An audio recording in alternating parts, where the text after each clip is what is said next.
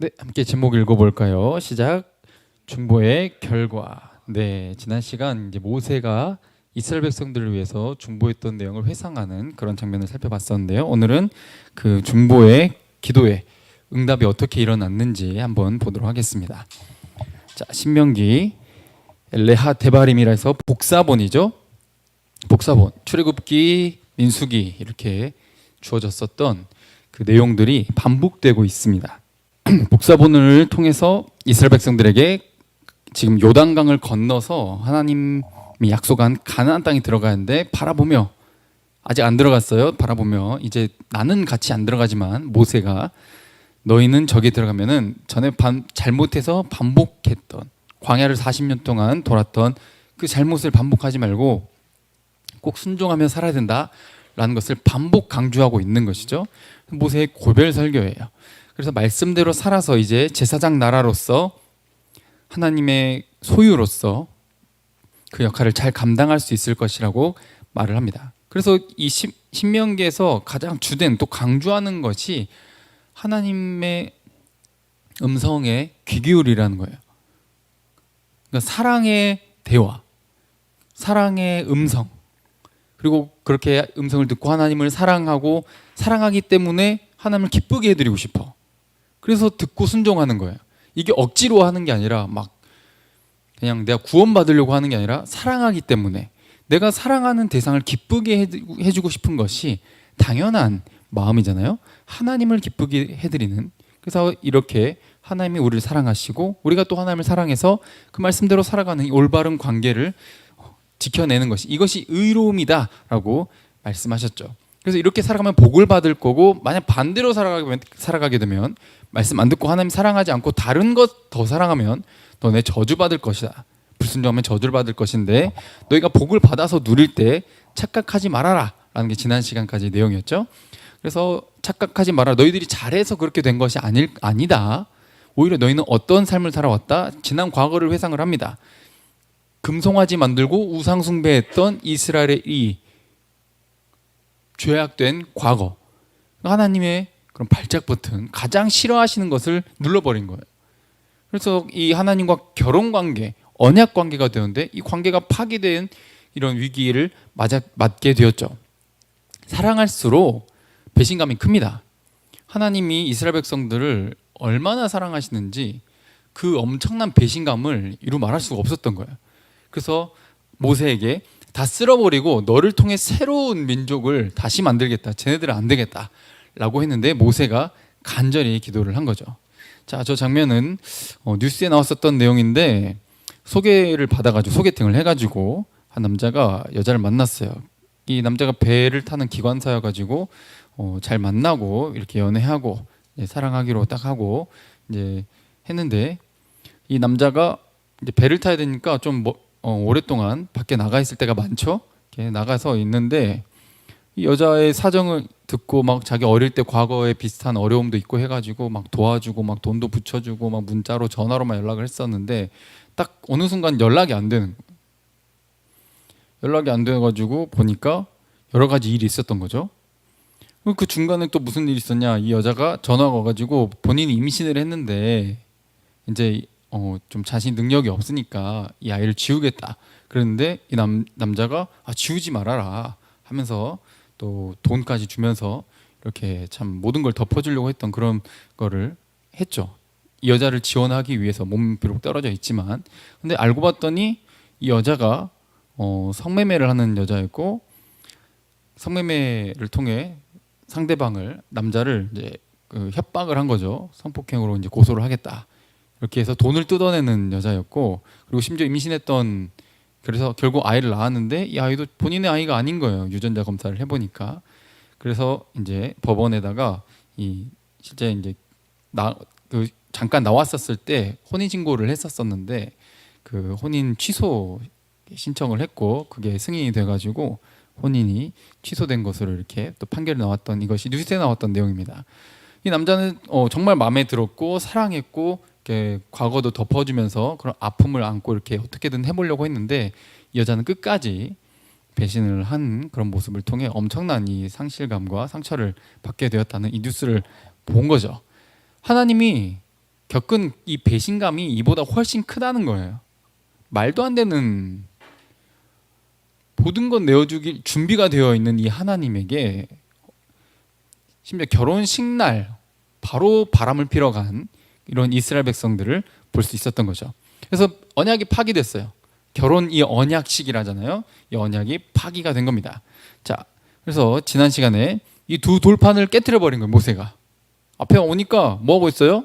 금송아지 축제를 벌이고 있는데 막 그 금송아지 축제 이렇게 벌일 때 옛날 이 고대 근동에서 우상 숭배할 때 이상한 이 성관계 파티를 엽니다. 막 이런 장면을 보고 있으니까, 그리고 그 막 금송아지를 갖다 놓고 막 여호와라고 부르면서 막 그렇게 섬기고 있는 꼬라지를 보니까 모세가 이 화가 머리끝까지 나가지고 하나님의 언약 그 십계명이 적혀져 있는 이 돌판을 던져서 깨버린 거예요.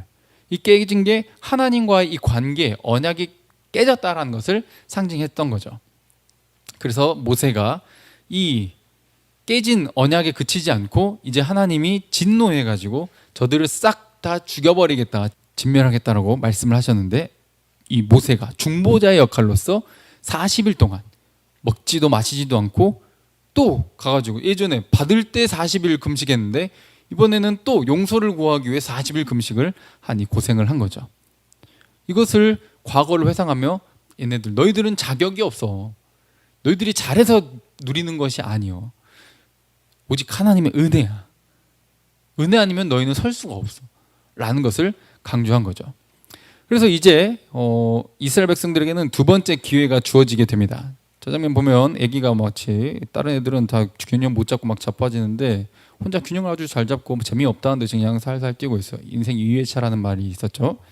아마 인생이 두 번째인 게 아닌가. 물론 인생 2회차는 실제 뭐 전생 이런 건 없습니다. 근데 이제 웃으려고 이제 가지고 온 거고, 이 인생 2회차라고 했을 때 여러분들이 인생 2회차라면 어떻게 살고 싶으신가요? 인생 2회차라면 좀 더 잘 살 수 있을 것 같은가요? 인생 2회차면 어릴 때부터 좀 그런 기억을 다 갖고 살아간다면, 예전 삶의 기억을 다 갖고 있다면, 뭐 그런 일은 없지만 그런 기회가 주어진다면 어떤 삶을 살고 싶은가요? 어릴 때부터 아주 그냥 영재 수재 그냥 이야기 다 듣고 애들이 막 이제 가나다라 마바사 할 때 이제 막 곱셈 뺄셈 막 나눗셈 막 방정식까지 다 끝내버리는 이런 영재의 삶을 살면서 좀 새로운 삶을 살고 싶은지, 좀 좋은 대학도 가고 말이죠. 여러 가지 이제 꿈을 꾸게 되겠죠. 이렇게 인생이 다시 한번 기회가 주어진다라고 하는 것은 굉장히 새로운 의미를 가지고 있는 거죠. 이스라엘 백성들에게 지금 이 깨진 관계가 다시 회복되고, 그리고 다 죽어버려야 마땅한 얘네들에게 두 번째 새로운 인생의 기회가 주어지는 거예요.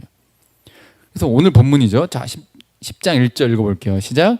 그때 여호와께서 내게 이르시기를 너는 처음과 같은 두 돌판을 다듬어 가지고 산에 올라 내게로 나오고 또 나무괴 하나를 만들라 라고 말씀하시죠.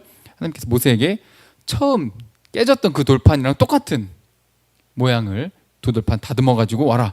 처음 돌판을 주실 때는 하나님이 돌판도 준비하고 직접 써서 주셨는데, 이번엔 좀 달라요. 이 두 돌판을 누가 준비한다?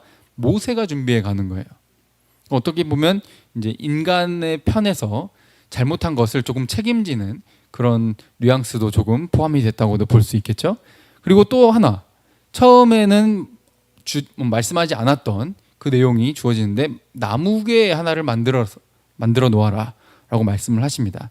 근데 이게 출애굽기에 보면은 이게 나중에 이제 두 돌판을 담아두는 그 언약궤로 불려지게 되는데, 2절도 읽어볼까요? 시작. 네가 깨뜨린 처음 판에 쓴 말을 내가 그 판에 쓰리니 너는 그것을 그 궤에 넣으라 하시기로. 아멘. 그러니까 언약궤죠. 언약궤예요. 그 위에 속죄소라고 하는 뚜껑을 덮는 그 언약궤를 말을 하는 거예요.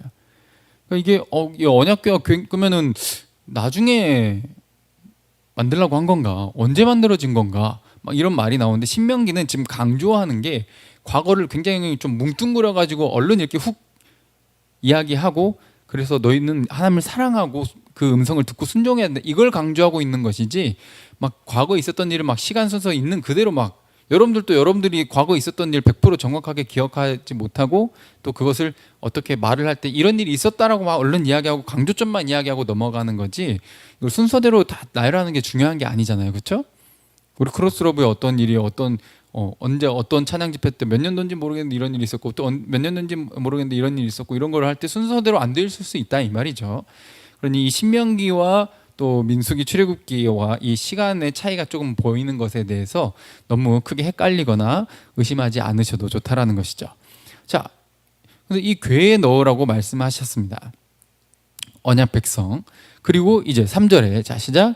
내가 조각목으로 궤를 만들고 처음 것과 같은 돌판 둘을 다듬어 손에 들고 산에 오르매 여호와께서 그 총회 날에 산 위 불가운데서 너에게 이르신 십계명을 처음과 같이 그 판에 쓰시고 그것을 내게 주시기로. 어때요? 처음 쓴 것을 그대로 똑같이 써가지고 또 다시 주신 거예요. 깨졌던 것이 다시 새로 생겼네? 이게 뭘 말하는 거예요? 언약이 회복됐다는 것을 상징을 하는 거죠. 산 위 불가운데. 자, 불가운데서라는 말은 시내산에 지금 불이 임해 있었죠. 이때 처음 십계명 두 돌판을 받았어요. 불은 하나님의 임재를 상징해요. 그럼 불가운데라는 말은 하나님이 임재에 계셨던 그때처럼 지금도 너희는 싹 쓸어버려야 돼.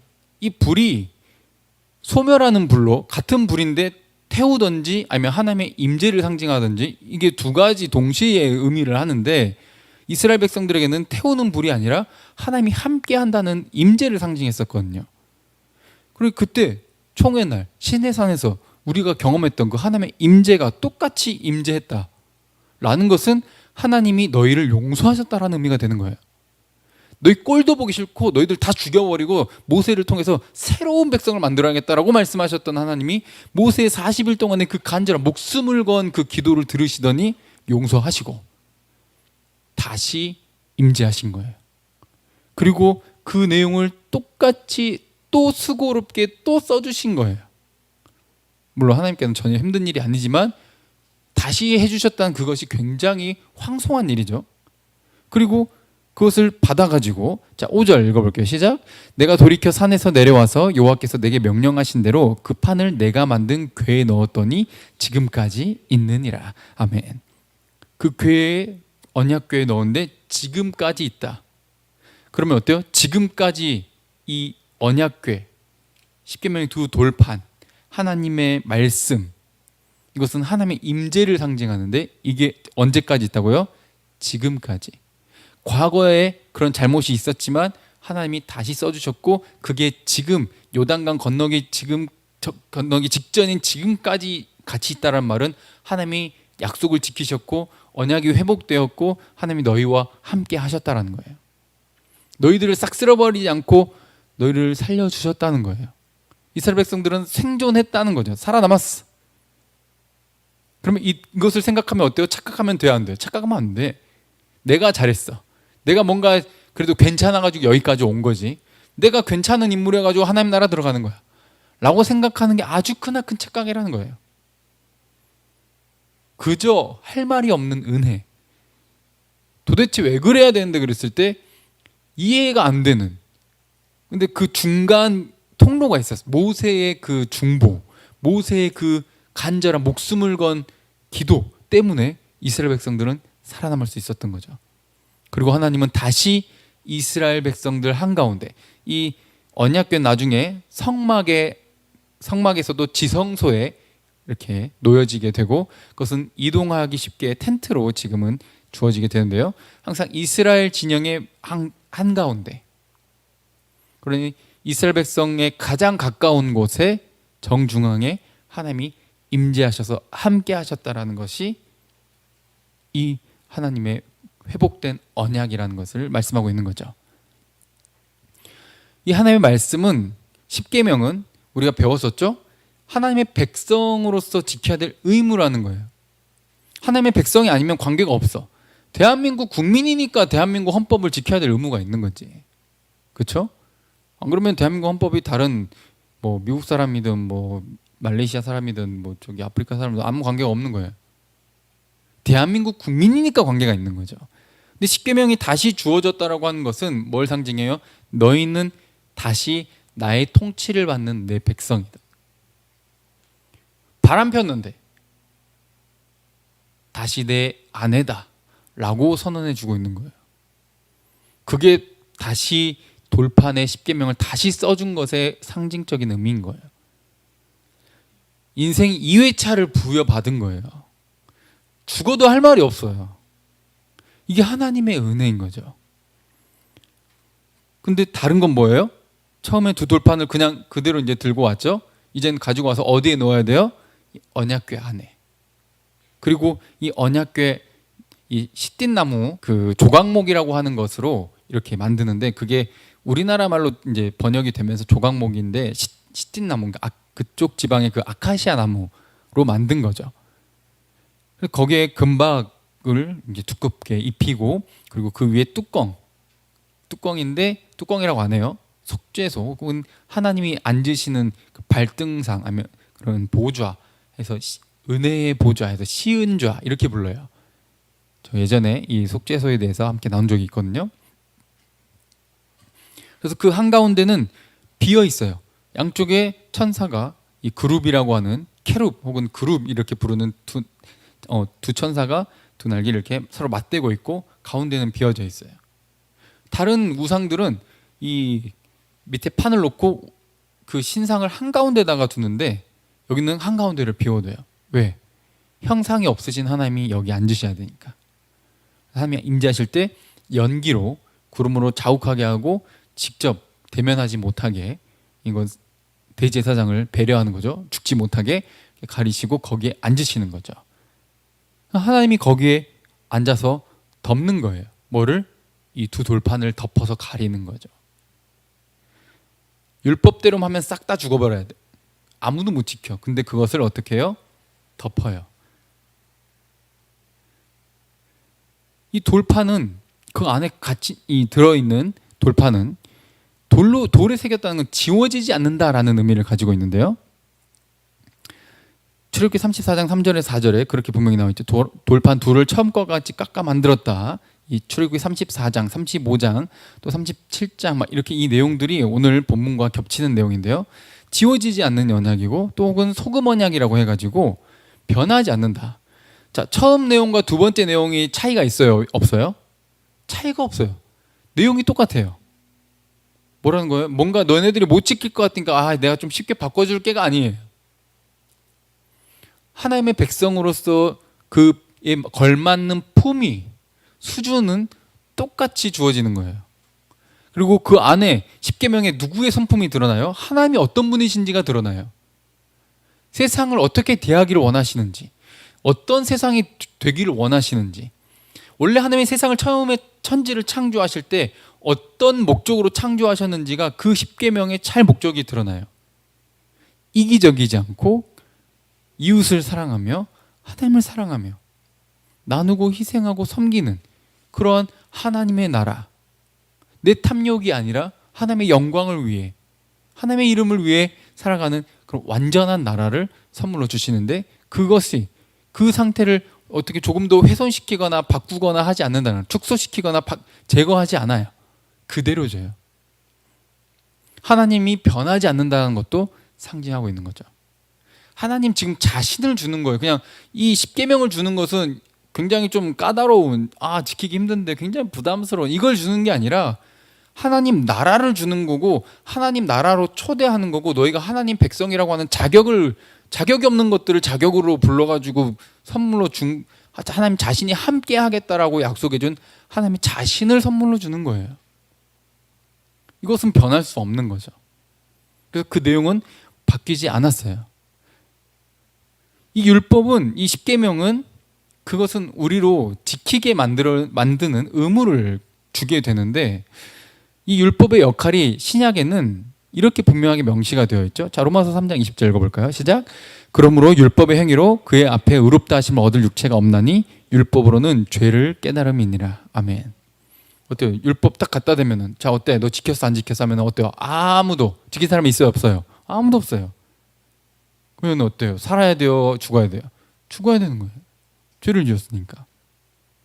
근데 거기서부터 살아남게 하기 위하여 하나님 그것을 덮으시고, 속죄소. 그래서 속죄가 이 히브리어로 카파르라는 건데 덮다라는 뜻을 가지고 있어요. 덧칠하다가 이 카파르에 나와서 코페르가 나와요. 그래서 욤이 날인데 욤 키푸르 하면은 대속죄일 날, 1년에 한 번 있는 그 대속죄일 날, 그때 저 대제사장이 수송아지의 피, 또 그 염소, 속죄제 염소 잡아가지고 그 피, 속죄소 이 양쪽, 이 동쪽 또 속죄소 앞에 7번 막 이렇게 피를 뿌리고, 또 속죄소 위야 그 속죄소 앞에 뿌려요. 그러니까 하나님이 계신 그곳에 피를 뿌린다는 거예요. 하나님께 피를 뿌려버려요. 우리가 잘못했으니까 뭔가 우리에게 뿌려야 될 것 같은데, 우리에게만 뿌리는 게 아니라 하나님께도 저 속죄소에 피를 뿌린다는 거예요. 그래서 하나님의 눈을 피로 덮어버리는 거예요. 우리를 볼 때 그냥 똑바로 보는 게 아니라 나 대신 죽임당한 저 희생 제물의 피를 통해 보는 거죠, 우리를. 그래서 피를 통해 보기 때문에 피 묻은 우리의 모습이 깨끗하게 보이게끔 그렇게 해주겠다라는 상징성인 거예요. 하나님이 임재하셔서 덮는다. 율법, 저 율법만 드러나면 싹 죽어야 되는데 저걸 덮는 거죠. 또 거기에 심지어 피까지 뿌려져요. 이게 모든 상징성을 가지고 있는 거죠. 그리고 거기에 속죄소에 하나님이 다시 임재하시겠다고 약속하죠. 언약궤를 만들고 속죄소를 만들고 거기에 내가 다시 너희와 함께 하겠다. 돌판이 다시 선물로 주어졌으니까. 하나님이 임재하시는, 시은좌라고 했죠. 보좌, 보좌는 왕이 앉으시는 의자, 왕이 임재하시는 거. 여기에 출애굽기 25장 22절에 거기서 내가 너와 만나고 그리고 명령할 모든 말을 너에게 이를 것이다 라고 말씀하시죠. 꼴도 보기 싫었던 얘네들과 다시 함께 하시는 이 장면이, 이 두 돌판이 다시 쓰여지고 써주시고 주어지는데, 이 언약궤 나무와 두 돌판은 누가 준비해 가요? 모세가 준비해 가요. 근데 출애굽기에 보면은 저 두 돌판을 담을 저 나무, 이 조각목 나무 상자는 브살렐이라고 하는 이 장인 기술자가 만들거든요. 근데 모세가 만들었다 그래요.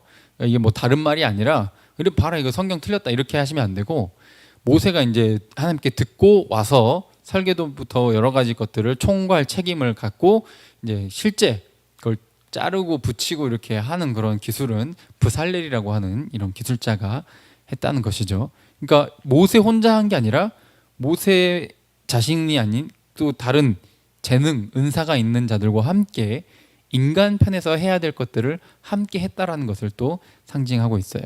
두 번째 다시 하나님께 나아갈 때 우리의 책임을 또 인정하면서 은혜를 구하는 마음으로 그 준비해 놓고 하나님께 나아가는 것이죠.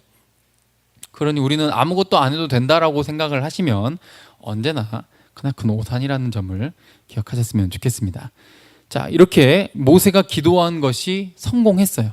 성공적으로 중보를 했죠. 자, 지난주 말씀인데 19절에 보시면 이스라엘 백성들을 향해서 엄청 극도의 분노를 표출하사 너희를 멸하려, 이 멸한다는 말은 한 명도 안 남겼고 다 죽여버린다 이런 의미예요. 그렇게 하려고 했었는데 그때 모세가 기도한 말을 하나님께서 들으셨고, 20절에는 또, 자 20절 읽어볼까요? 시작. 여호와께서 아론에게 진노하사 그를 멸하려 하셨으므로 내가 그때에도 아론을 위하여 기도하고. 아멘. 아론을 위해서도 기도했었던 내용이 신명기에 좀 추가된 내용이 이렇게 우리가 살펴봤었던 내용이죠. 아론을 위해서 기도했던 내용이 오늘 본문에 응답받는 이 좀 삽입된 것처럼 보이는 이 6절부터 9절까지의 내용에 나오게 돼요. 자, 오늘 본문 10장 6절 읽어볼게요. 시작. 이스라엘 자손이 브에롯 브네야간에서 길을 떠나 모세라에 이르러 아론이 거기서 죽어 장사되었고 그의 아들 엘르아살이 그를 이어 제사장의 직임을 행하였으며. 아멘. 일단 여기까지요. 자, 저 지명들은 정확히 겹치지도 않고 어딘지 이제 좀 부정확한 부분이 좀 있습니다. 좀 더 뭐 연구가 필요한 부분이기는 한데요. 그리고 심지어 저기 아론이 죽은 저 산 이름도 조금 다르게 나와 있죠. 모세라라고 나와 있는데, 근데 지금 이 신의 산에서 사실은 아론이 죽었어야 되는데 거기서 안 죽고 이동해서 죽었다라는 말은 하나님이 모세의 기도를 들으셨다라는 거예요. 모세의 기도를 들으셔서 아론을 바로 안 죽이시고 살려두셨고 대제사장의 직분을 행하게 하셨고 심지어 그 가문에게까지 이어지게 하셨다는 거예요. 대제사장의 그 직분이 그 아들 엘르아살에게까지 이어지게. 그러니까 원래 싹 다 죽였어야 되는데 살아남은 거죠. 엄청난 은혜를 입은 거예요. 이게 근데 누구 때문에? 오직 모세의 그런 중보 때문에 이렇게, 또 하나님이 값없이 베풀어 주신 용서의 은혜 때문에 이렇게 되었다는 거죠. 자, 또 7절도 시작. 또 거기를 떠나 굿고다 이르고 굿고다를 떠나 욥바다 이른즉 그 땅에는 시내가 많았으며. 자, 이렇게 쭉 조금씩 다르고 한 부분들이지만 민수기에 나왔던 이 내용이 좀 차이점은 있지만 좀 신명기가 이런 뭉뚱그려서 이렇게 표현하고 있다는 것을 기억하시고 넘어가시면 되겠습니다. 이렇게 굉장히 간략하게 지나온 과거를 지금 회상을 하고 있는 부분인 거죠. 자, 그때 이 아론 그리고 모세 전부 레위 지파죠. 레위 지파에게 뭔가 좀 따로 떼가지고 일을 맡기셔요. 그렇죠. 이제 다시 언약이 회복됐기 때문에 일까지 맡겨주시는 거예요. 자, 8절. 자, 시작. 그때 여호와께서 레위 지파를 구별하여 여호와의 언약궤를 매게 하며 여호와 앞에 서서 그를 섬기며 또 여호와 이름으로 축복하게 하셨으니 그 일은 오늘까지 이르느니라. 아멘. 자, 레위 지파. 자, 아론과 모세의 지파예요. 원래 다 죽었어야 돼요. 근데 하나님이 그들을 구별해서 이 언약궤는 동물로 매게 하면 안 돼요. 아, 좀 힘드니까 사람 매기기 너무 힘들다. 저 좀 힘센 것들 뭐 좀 가축들 소나 이런 것들한테 매게 하자. 이러면 안 되는 거예요. 잘못했다가 다윗 때 잘못 매게 가지고 사람이 죽은 일이 일어나게 되죠. 이것은 반드시 레위 지파 그리고 또 따로 고핫 자손이라고 하는 이 레위 지파가 매게 하는데, 물론 다른 레위 지파가 맨 경우도 있기도 합니다. 단 레위 지파 딱 하나님께서 명한 그 사람들만 이 법궤 언약궤를 메고 갈 수 있는 거예요. 근데 그 역할을 여기 지금 뭐가 있어요? 하나님의 말씀 언약의 회복이 10계명이 여기 들어가 있어요. 또 이것은 하나님이 이곳에 임재하시는 그 장소예요. 이것을 감히 수행할 수 있는 수행 요원으로 얘네들을 불러줄 거죠. 죽어 마땅했는데 엄청난 영광스러운 일을 맡기는 거예요. 그렇죠? 이 나라에 엄청난 큰 죄를 범했는데 내가 대통령에게 엄청 큰 모욕과 실망감과 자존심의 스크래치와 막 그 가족도 욕하고 막 별짓을 다 했다고 해봅시다. 근데 대통령이 날 용서해서 그냥 평범하게 살아가게 한 것만이 아니라 뭐 국무총리라든가 아니면 막 그 안에 비서실장이라든가 막 여러 가지 일을 맡겼을 때 아, 굉장히 영광스럽다. 아, 이거 어떡하지? 이런 생각이 들 수 있잖아요. 하나님께서 지금 이 이스라엘 백성들을 살리시고 일을 맡기고 아론도 그 대제사장의 직무가 계속 가문 대대로 이어지게 하신 것은 엄청난 은혜를 지금 베풀고 계신다라는 거죠. 심지어 이 얘네들이 하는 일은 언약궤를 매는 것뿐만 아니라 여호와 앞에 서는 일, 그러니까 이 성막, 성전에서 일하는 일, 그리고 하나님을 섬기는 일, 또 여호와 이름으로 이 백성들을 축복하는 일, 그렇죠. 축복하는 일까지 엄청난 역할을 부여받은 거예요. 그리고 오늘까지. 자, 너희들 여기 지금 잘 살아있지? 과거에 그랬는데 지금 오늘 지금 그런 일들 하고 있지? 이거 그냥 된 거 아니야. 그냥 지금 하루하루 매주 여러분들 매주 교회 가고 매주 직장 나가고 매주 학교 가고 이러는 게 그냥 일상이 그냥 반복되다 보면은 아무런 감각이 없어지고 언제 지긋지긋하다 이거 쳇바퀴 도는 거 언제 끝나나 이렇게 생각할 수 있겠지만 지금 얘네들은 이렇게 반복돼서 이렇게 하고 있는 모든 것이 은혜라는 거예요. 엄청난 은혜인 거예요. 언제까지 해야 돼? 이게 아니라 엄청난 은혜와 위치, 직분을 부여받은 거죠. 그런 이 내용은 감격하는 것이고 하나님의 사랑이 드러나는 장면이지 또 시켜먹고 부려먹으려고 불렀구만. 아니 애초에 그런 생각을 하는 것 자체가 하나님을 크게 오해하고 너무너무 부정적인 그런 관점을 가지고 있는 부분이라는 겁니다. 자, 9절 또 읽어볼게요. 시작. 그러므로 레위는 그의 형제 중에 분깃이 없으며 기업이 없고 네 하나님 여호와께서 그에게 말씀하신 같이 여호와가 그의 기업이시니라. 아멘. 그 레위 지파는 여호와 하나님이 기업이에요. 하나님이 기업이라고. 기업이라는 말은 좀 상속받을 것, 상속 그런 재산을 의미를 하는데, 이스라엘 백성들은 12지파가 그 가나안 땅에 들어가게 돼가지고 이제 그 지파별로 땅을 분배받게 됩니다. 이제 자자손손 대대로 그 땅에 살게 되고 그 땅이 내 자자손손 대대로 물려지게 되는 거예요. 근데 이스라엘 백성들 이 지파 중에 레위 지파는 기업이 없어. 그리고 흩어져 살고 거기서 다 뭐예요? 하나님을 섬기는 일, 이 백성들이 하나님의 말씀을 듣게 하는 일, 배우게 하는 일, 기억하게 하는 일, 예배하게 하는 일, 그들을 축복하는 일, 이런 일을 하는 거예요. 지금의 저와 같은 사역자들을 또 의미를 하는 거죠. 그래서 이들은 다른 직업이나 일을 하지 않고 어떻게 해요? 성전에 드려지는 11조 그리고 각종 봉헌물들을 의지해서 살아가게 하셨어요. 그러니까 이 백성들이 헌금하지 않으면, 11조 하지 않으면 이들은 살 수 없는 거예요. 그리고 그러면 이들이 살 수 없다? 실제 이스라엘 백성들 역사에서 얘네들이 성전 일들, 하나님 말씀을 맡은 일들을 하지 않고 이제 먹고 살기 위해서 각자 일터로 이제 가니까 어떻게 돼요? 말씀이 약해져. 하나님 말씀의 선포가 약해지니까 어떻게 얘네들이 거룩해져요? 타락해져요? 타락해져요. 그럼 이 하나님의 나라가 어떻게 돼요? 복을 받아요? 저주를 받아요? 저주를 받아요. 이렇게 되는 거죠. 그런 이런 참 하나님 나라라고 하는 이 이스라엘 백성들은 놀라운 이런 시스템 체계를 가지고 있다라는 것이죠. 그리고 그들은 다른 것이 없어도 돼요. 그냥 하나님과 함께하는 것, 하나님을 섬기는 그 삶, 그 자체가 하나님이 기업이 되신다는 것이죠. 그 임마누엘을 항상 함께 누릴 수 있는 엄청난 특권을 받게 된 겁니다. 아론도 그 금송아지 만드는데 앞장섰으니까 죽어 마땅했지만 그 포함한 지파와 아론의 아들들은 대제사장과 레위 지파로서 제사장 직분을 잘 수행할 수 있게 선물을 받은 거죠.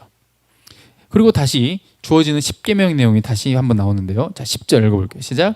내가 처음과 같이 40주 40야를 산에 머물렀고 그때도 여호와께서 내 말을 들으사 너를 차마 멸하지 아니하시고. 아멘. 자, 40주 40야 고생했던 거 다시 한번 말합니다. 고생 꽤나 한 거예요. 모세가 엄청나게 고생했죠. 이렇게 하고 하나님께 목숨 걸고 먹지도 마시지도 않고 나 안 들어주면 나 죽어요. 나를 생명책에서 지워주세요 차라리 하면서 기도했던 이 내용을 하나님께서 들어주셨고, 그래서 참고 용서하시고. 자, 11절 시작. 여호와께서 내게 이르시되 일어나서 백성보다 먼저 길을 떠나라. 내가 그들에게 주리라고 그들에게 조상들에게 맹세한 땅에 그들이 들어가서 그것을 차지하리라 하셨느니라. 아멘. 백성보다 먼저 길을 떠나라는 말은 이 언약궤가 항상 선두여야 한다라는 것을 지금 의미하고 있는 거예요. 행진할 때, 이동할 때 구름기둥이 항상 거기에 임재 있었는데 구름기둥이 딱 떠올라서 움직이면 거기에 맞춰가지고 착착착착 텐트들을 딱 접고 얼른 딱 따라가야 되는데 그때 맨 앞에 어디? 뭐가? 언약궤가. 그 언약궤가 앞서가요. 그 안에 뭐가 들어가 있다고? 십계명이. 다시 주신 그 십계명이. 그리고 약속하고 계셔요. 항상 그 언약궤가 그렇게 앞서가면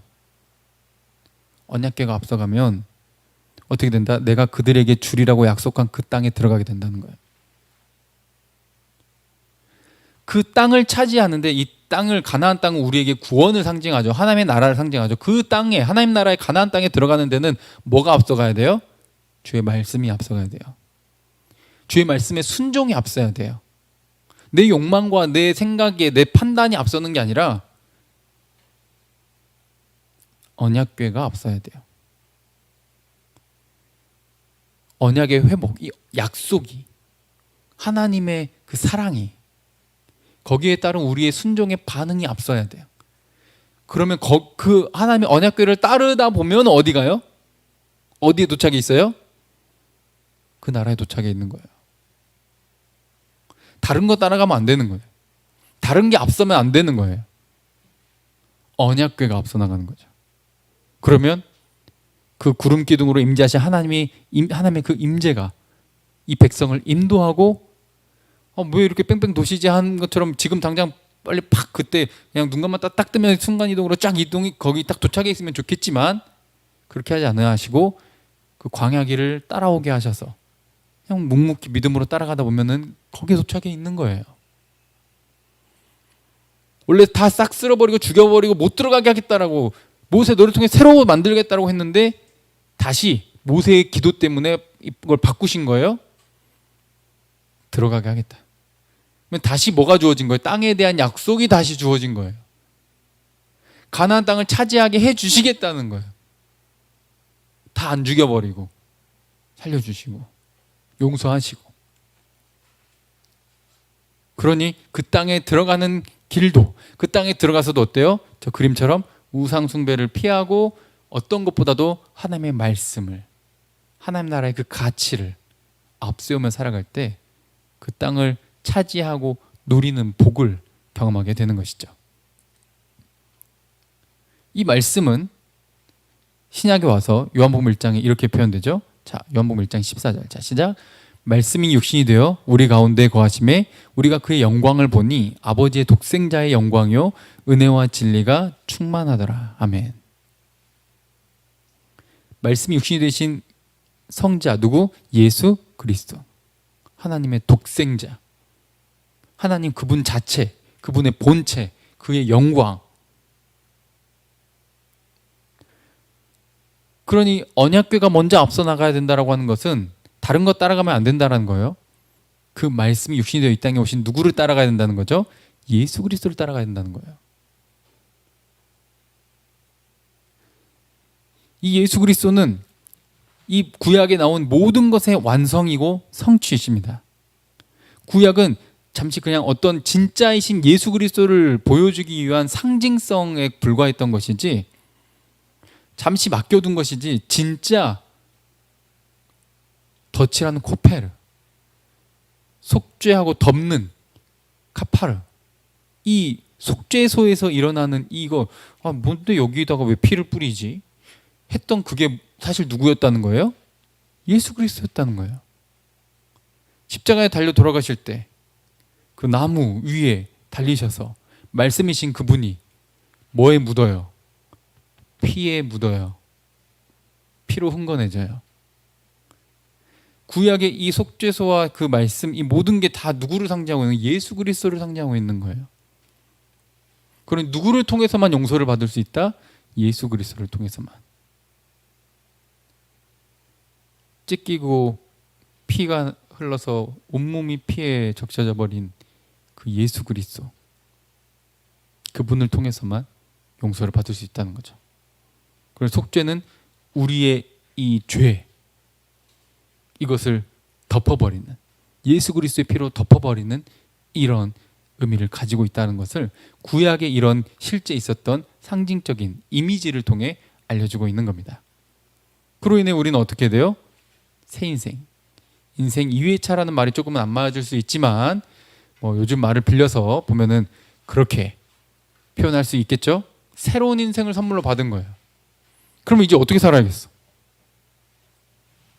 하나님을 사랑하고 이웃을 사랑하는 거예요. 말씀을 어기는 삶이 아니라 정말 자발적으로 감사해서 감격해서 말씀을 따라 사는 거예요. 어떤 것보다도 내 삶의 여정에 언약궤, 그 말씀, 예수 그리스도를 앞세우는 거예요. 주의 뜻을 묻는 거예요. 사소한 것부터 모든 것을 하나님의 뜻을 묻는 거예요. 다시 태어난 거죠. 다시 태어난 삶. 그러면 지금 이스라엘 백성들은 어때요? 과거에 지금 새로운 세대죠. 출애굽해가지고 40년간 방황하다가 죽은 1세대가 아니라 2세대잖아요. 그러면 이제는 우리는 다시 어떤 세대가 되어야 하죠?